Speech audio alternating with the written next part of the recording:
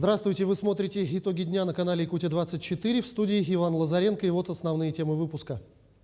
В Улунском районе республики обнаружили нарушение герметичности трубопровода. На месте взяты пробы грунта и воды. Столичные окраины станут безопаснее. Там наконец-то появится система наружного освещения. Коммунальные аварии, даты начала и окончания отопительного периода будут вноситься в единую систему мониторинга и контроля.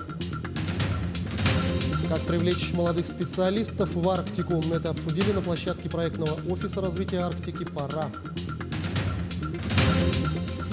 Молодых душой в Якутске торжественно открыли Центр серебряного волонтерства. На хозактиве 12-й удачнинской фабрики обсудили вопросы, интересующие сотрудников предприятия. Отчет приурочили к 45-летнему юбилею ГОКа. Сотрудниками прииска Верхнее Молодо обнаружено нарушение герметичности фланца трубопровода, однако повреждение оперативно ликвидировано. Зарыхление льда в районе повреждения показало отсутствие в нем нефтепродуктов. Учитывая структуру и глубину промерзания почвы на прииске, приказом Минэкологии начаты контрольно-надзорные мероприятия на территории района с целью полного исключения рисков вреда окружающей среде. Для оперативной проверки и контроля ситуации на месте на прииск прилетела рабочая группа во главе с генеральным директором компании «Алмаза Анабара» Павлом Маринычевым в составе представителей Минэкологии и Росприроднадзора Республики. Произведен забор проб грунта и воды. При выявлении нарушений природного законодательства будут приняты соответствующие меры. Кадры тлеющих торфяных отложений засняли на камеру телефона жители села Ударник Тампонского района. На видео четко виден дым, вырывающийся из-под снежного покрова. Это следствие тлеющей земли, которая не прекращается даже в зимнее время. Очаг торфяного пожара выглядит как углубление в земле и может гореть месяцами и даже годами. Чем опасно подобное явление, выясняла Ульяна Шагина. Если в Сангаре Кобяйского района причиной вырывающегося дыма из-под земли является горение заброшенной шахты, то в Тампонском районе дым – это следствие торфяного пожара. Так земля под снегом горит в селе Ударник. На кадрах, снятых на камеру телефона, это видно невооруженным взглядом. Запах, конечно, мы чувствуем, да и дым от возгорания мы видим. Правда, весной талые воды их заливают. Правда, есть местности на территории угольных месторождений, как у нас на Джибари-Кихая, где пожар ежегодно вспыхивает. На схеме разреза земли наглядно можно увидеть, как выглядит торфяной пожар, при котором горит именно слой торфа. Его состав включает в себя все природные горючие материалы – ветошь, хвою, шишки, сучья и многое другое. Очаг торфяного пожара выглядит как углубление в земле и может гореть месяцами и даже годами. Контролируют его распространение, а в случае чего и тушение – природоохранные органы. Сейчас будем еще изучать, если где-то будут сложности вблизи населенных пунктов, то, возможно, придется какую-то землеройную технику уже до начала сезона, возможно, привлекать. Основную же работу по их тушению берут на себя талые весенние воды, поэтому важно наблюдать за толщиной снежного покрова, утверждают специалисты. Помогает контролировать пожары и спутниковая система. Прямо из космоса данные о термоточках поступают на пульт диспетчера. Да, вчера в 6 утра приблизительно по местному времени наблюдались термоточки, однако сейчас они уже не фиксируются. Вчера где наблюдалось? Район Ударника, Тампонского района. На карте такие термоточки отмечены красным цветом, между тем их отсутствие не говорит о том, что пожар потушен. Они опасны тем, что над поверхностью земли могут только дымиться, однако под землей глубина тления может достигать нескольких десятков метров, что не может не влиять и на экологический фактор. Роль торфяных или подземных пожаров в экологическом состоянии отдельных регионов может быть довольно ощутимой, конечно. Во время пожаров горит органика, в первую очередь торф, подземные органы растений, например, корни деревьев, кустарников, трав. Выделяемый углекислый газ, угарный газ являются парниковыми газами и ответственны за парниковый эффект. Причинами же торфяного пожара всегда служат наземные лесные возгорания. К примеру, на территории Тампонского района лес горел все лето. Сегодня их следствие мы наблюдаем и в зимнее время. Торф до сих пор тлеет, а без контроля может вновь вспыхнуть с наступлением теплой сухой погоды. Ульяна Шагина, Джулус Иннокентьев, Якутск. Информация о коммунальных авариях, о датах начала и окончания отопительного периода будет вноситься в систему мониторинга и контроля аварий ЖКХ. Перечень операторов, вносящих данные, будет определен Министерством ЖКХ и энергетики Якутии. Такой порядок мониторинга и контроля устранения аварий на объектах ЖКХ утвердили на заседании правительства Якутии. Таким образом, Центральная диспетчерская система Якутска и ситуационный центр Минстроя России сможет получать оперативную и достоверную информацию о возникающих авариях и инцидентах на объектах тепло-, электро-, газа, водоснабжения и водоотведения. Единая база позволит установить непрерывный контроль за ходом ликвидации аварий, а с помощью учета этапов прохождения отопительного сезона можно будет контролировать выполнение планов и результативность. В пригородах города Якутска проведут систему наружного освещения. На мероприятие будет затрачено около 8 миллионов рублей. Напомню, ранее временно исполняющий обязанности мэра Евгений Григорьев заявил о готовности развития инфраструктуры, отдаленных от центра районов города. Подробнее в материале Саргаланы Неустроевой. В настоящее время проблема плохо освещенных улиц мало беспокоит местных жителей.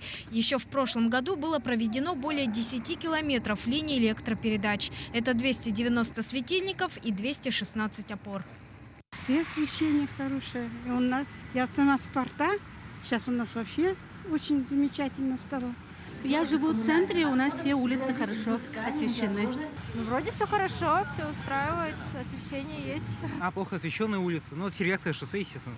Ну, так, в принципе, Якутске-то хорошо все. Однако, несмотря на успехи, программа «Светлая столица» продолжает свою работу. На сегодняшний день по плану на 2021 год обеспечить освещением 8 улиц города и 3 улицы пригородов. Это микрорайон Северный, улица Молодежная и Комсомольская, поселка Кангаласы. Пока утверждена определенная сумма конкретно, на нее мы должны поставить по ней 56 опор.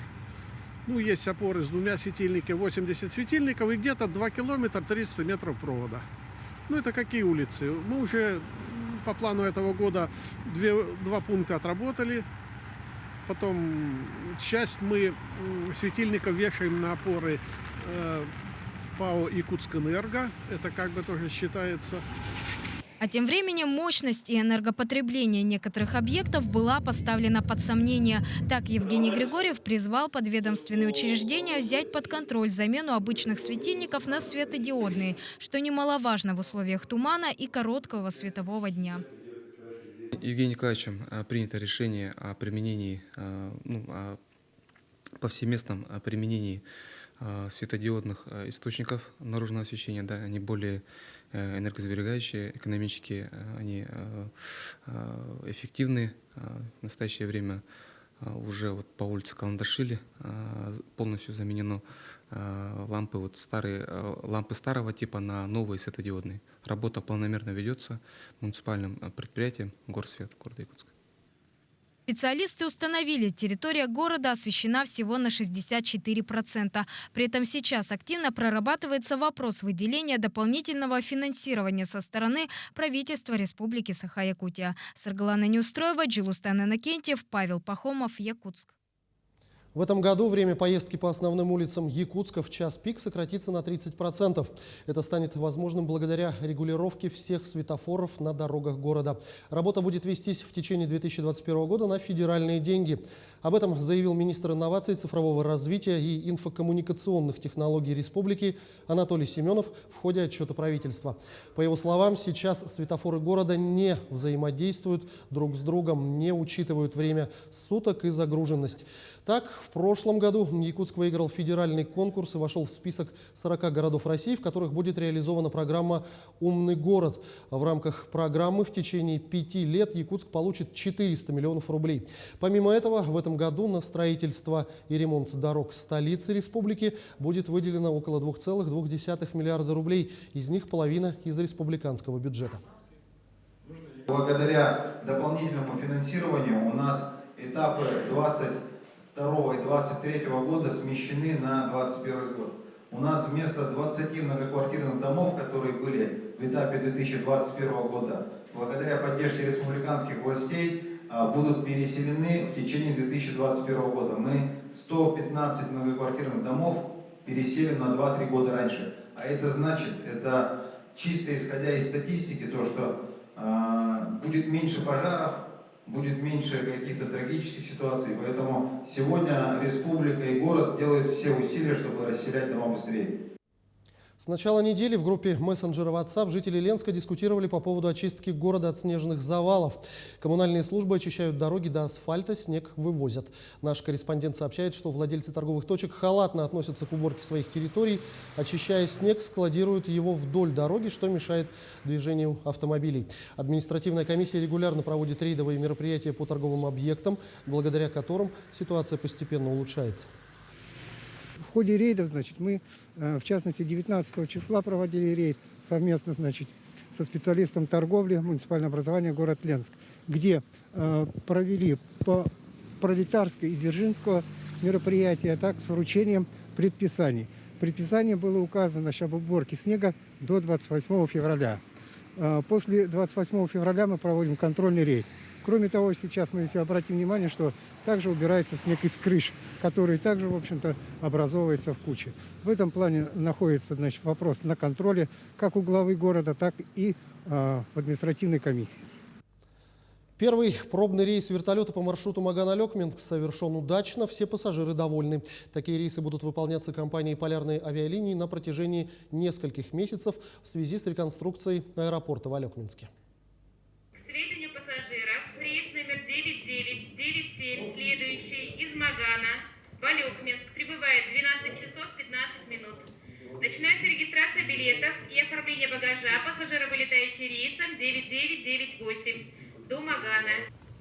Сегодня в Алекминск прибыл первый пассажирский рейс вертолета Ми-8 МТВ компании «Полярные авиалинии».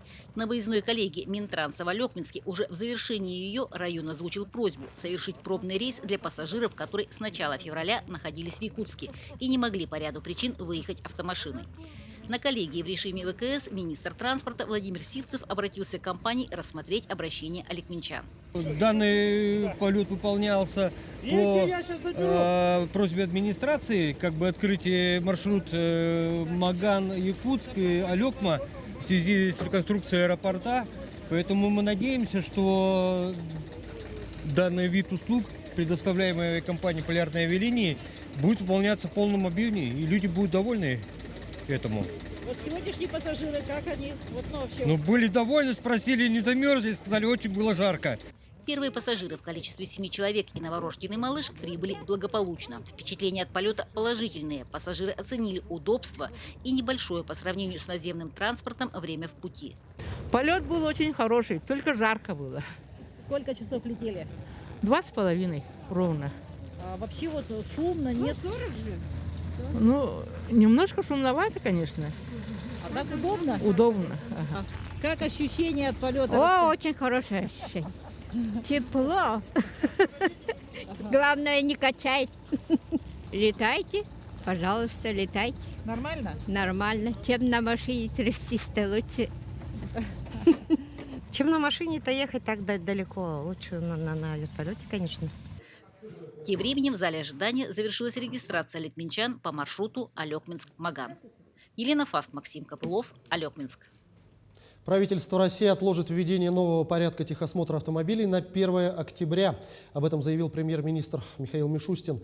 С 1 марта в нашей стране должен был вступить в силу новый порядок технического осмотра автомобилей. Предполагалось ввести электронные диагностические карты, фотофиксацию, запустить другие процедуры, которые влияют на работу профильного бизнеса, напомнил он. В сложившейся ситуации необходимо отложить срок введения нового порядка техосмотра до 1 октября, подчеркнул глава правительства. Никаких неудобств для граждан быть не должно. Сделать все надо по-человечески, резюмировал глава Кабмина и поручил в ближайшее время представить ему на подпись проект постановления о переносе срока введения нового порядка техосмотра. Глава Якутии Айсен Николаев 25 февраля рассмотрел предварительные итоги финансово-хозяйственной деятельности за 2020 год и планы на 2021 корпорации развития республики, венчурной компании «Якутия» и технопарка «Якутия». По мнению Айсена Николаева, деятельность институтов развития республики крайне важна для экономики региона, в особенности в части поддержки стартапов и компаний на ранней стадии роста, а также приоритетных отраслей креативной экономики. По итогам рассмотрения деятельности институтов развития Айсен Николаев отметил, что что компании неплохо справляются с поставленными задачами, особенно учитывая, что прошлый год был непростым. Сейчас компании находятся на стадии быстрого роста, поэтому назрел вопрос разработки конкретных механизмов по их дальнейшему развитию. Как привлечь молодых специалистов в Арктику и сделать так, чтобы школьники из северных районов возвращались после учебы домой? Эти темы стали главными во время дискуссионного клуба на площадке проектного офиса развития Арктики «Пора». Подробности у нашего собственного корреспондента в Москве Максима Кардозу. Проблема миграции и нехватки квалифицированных кадров в Арктике – это не открытие. И эксперты уверены, помочь решить эти проблемы сможет система грамотной профориентационной работы среди школьников. Большая часть выпускников образовательных организаций средних школ, они, к сожалению, покидают арктическую зону и покидают ее безвозвратно. Хотя система профессионального образования в Арктике выстроена.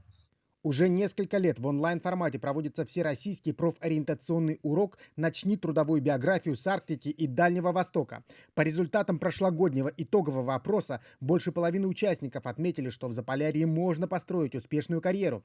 Но эксперты уверены, одного просвещения недостаточно. Нужно четко понимать, какие именно специалисты нужны северным регионам сейчас и какие будут востребованы в будущем. До тех пор, пока мы четко не опишем себе образ Севера, который будет через 10 лет, через 15, через 20.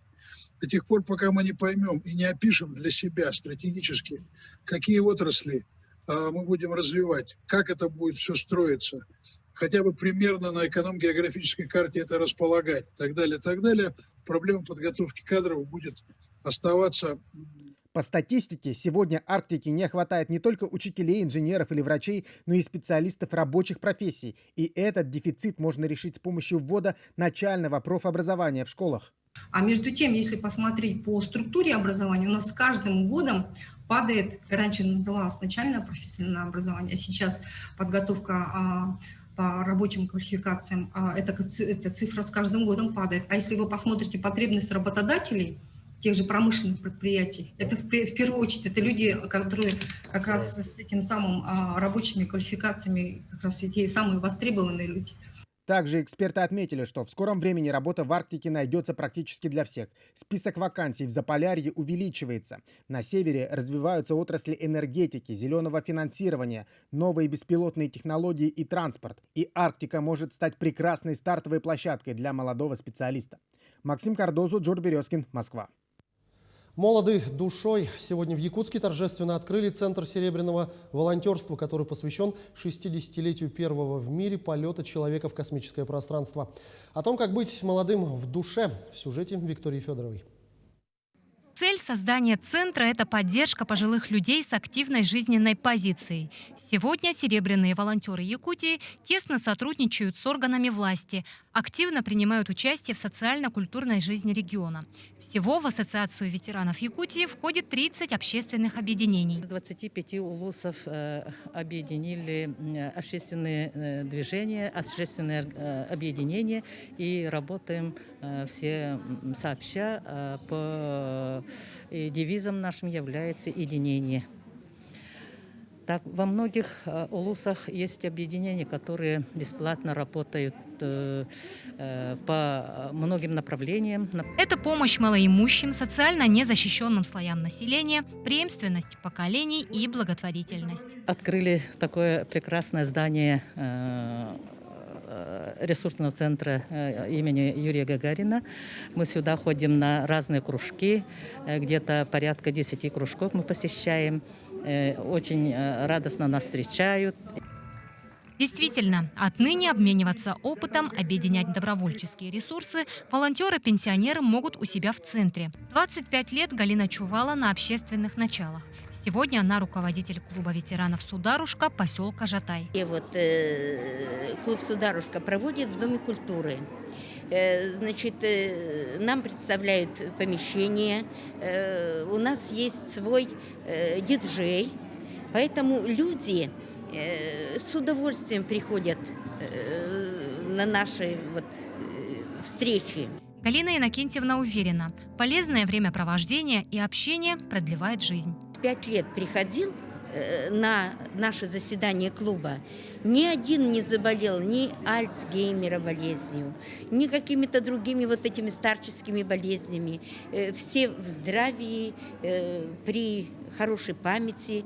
Поэтому я хочу сказать, что общение очень важно для людей пожилого возраста. Уже с завтрашнего дня в центре начнутся образовательные программы для пожилых людей. Это и основы кройки шитья, мастер-классы по танцам, обучение основам компьютерной грамотности и техники рисования. Виктория Федорова, Георгий Григорьев, Якутск. В настоящее время за пределами республики, в других регионах России и за рубежом проживают десятки тысяч якутян. Это люди, которые большую часть своей жизни прожили в Якутии, либо молодежь, которая, окончив вузы в центральных городах России или за рубежом, остались там работать. Вопросы вовлечения диаспор и участия наших соотечественников, проживающих в других регионах страны и за рубежом, в социально-экономическое развитие республики рассмотрены на совещании у главы Якутии Айсена Николаева. По итогам совещания Илдар Хан подчеркнул, что главная задача в этой работе – это расширение круга соотечественников, заинтересованных в участии и развитии Якутии, применение их компетенций в области экономики, финансов и социальной сферы, а также продвижение имиджа Якутии за ее пределами. Будущий дизайн-код города обсудили в Нерюнгри. Как сообщили в Центре компетенции по вопросам городской среды региона, сейчас многие муниципалитеты стремятся к тому, чтобы создать комфортную среду для горожан и привлечь большое количество туристов. Разработка всегда учитывает местную специфику и культурные особенности города. Это визуальное единство, которое формирует облик и меняет пространство. Разработкой дизайн-кода займется студия Сулусчан Арт. Среди их работ разработка логотипа зимнего арт-фестиваля Iceman Fest, проект по оформлению туристической инфраструктуры Хангаласского района. Команда обеспечит визуальную и информационную привлекательность Нерюнгри. В настоящее время началась исследовательская работа. В Нерюнгри состоялось торжественное собрание, посвященное 45-летию Нерюнгринского городского отдела внутренних дел и Дню защитника Отечества. Поздравить и отдать дань уважения всем, кто посвятил свою жизнь защите граждан, обеспечению правопорядка и законности, в Нерюнгри пришли представители власти и почетные гости. Ветераны занимают особое место в системе Министерства внутренних дел Российской Федерации. Их большой профессиональный и жизненный опыт незаменим для воспитания новых поколений защитников правопорядка, формирования у них чувства патриотизма, ответственности и долга перед Отечеством. Команда едина. И как защитники Отечества, пока у нас есть здоровье и силы, мы будем продолжать трудиться не только заниматься ветеранами, но и патриотическим воспитанием молодого поколения. Потому что это история, наша военная история, мы должны ее передать молодому поколению. Это наша работа, это наша честь. Ну, пусть уже не служа, но хотя бы передать свой опыт молодым сотрудникам и молодому поколению мы обязаны. В зале собрались люди, чей личный пример вдохновляет юное поколение на защиту Отечества. Почетные грамоты, благодарности, благодарственные письма, юбилейные медали, а также ценные подарки получили более 30 ветеранов вооруженных сил, боевых действий и те, кто внес значительный вклад в патриотическое воспитание молодежи и активную общественную деятельность. День запомнится, потому что, как говорится, выбили его с трудом, чтобы это отметить. Вот. Ветеранам хочу пожелать, как первым делом, конечно, здоровья, семейного благополучия и всего самого наилучшего. Работающим в настоящее время в органах внутренних дел, значит, желаю, значит, успехов в службе, в нелегкой, побольше внимания к, значит, населению города Нерюнгри, ну и Нерюнгринского района, конечно. Вот. И побольше раскрытия преступлений. Несмотря на то, что мероприятие откладывалось несколько раз, в преддверии праздника удалось собрать тех, кто действительно достоин называться защитником Отечества. И награды нашли своих героев. Ирина Кичигина, Сергей Кадюра, Нерюнгри. Как улучшить производственный процесс, уменьшить случаи травматизма и куда поехать отдыхать? На хозактиве 12-й удачнинской фабрики обсудили вопросы, интересующие сотрудников предприятия. Отчет фабриканты приурочили к 45-летнему юбилею. В этот день руководство фабрики и горнообогатительного комбината приготовили необычный подарок для работников.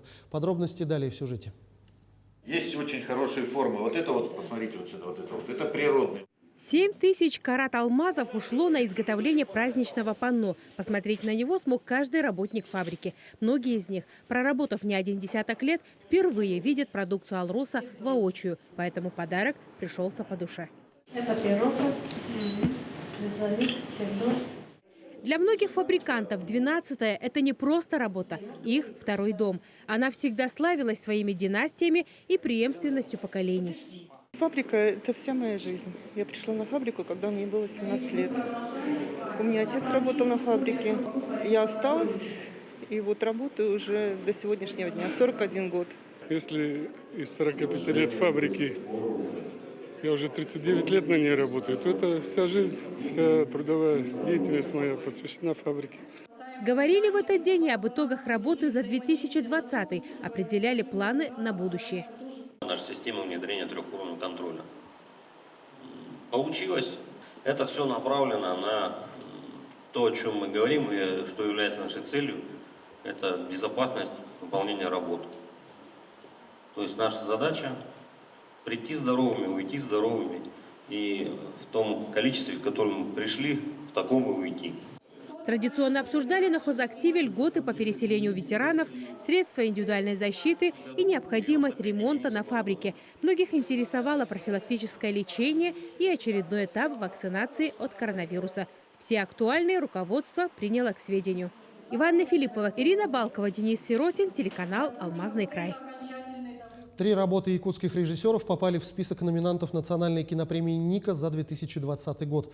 Так, в номинации «Лучший игровой фильм» и «Лучшая режиссерская работа» представлены картины «Пугало» Дмитрия Давыдова и «Черный снег» Степана Бурнашова. Исполнители главных ролей Валентина Романова-Ческырай в «Пугало» и Федот Львов в «Черном снеге» номинированы на премии за лучшую мужскую и женскую роли. А Кирилл Семенов и Екатерина Хаютанова в «Черном снеге» за лучшую мужскую и женскую роли второго плана. Также отмечена работа художника Петра Бояркина за «Тыгандархан». Российская фигуристка, олимпийская чемпионка Алина Загитова приедет в столицу республики 27 марта. Спортсменка выступит на арене Хеллей Боутур в рамках фестиваля Муусустар. Отмечается также, что фигуристка даст мастер-класс для юных воспитанников Ледового дворца. Алина Загитова – это российская фигуристка, выступающая в одиночном катании, олимпийская чемпионка 2018 года в одиночном катании, чемпионка мира и Европы, а также медалистка и победительница многих других всероссийских и международных чемпионатов.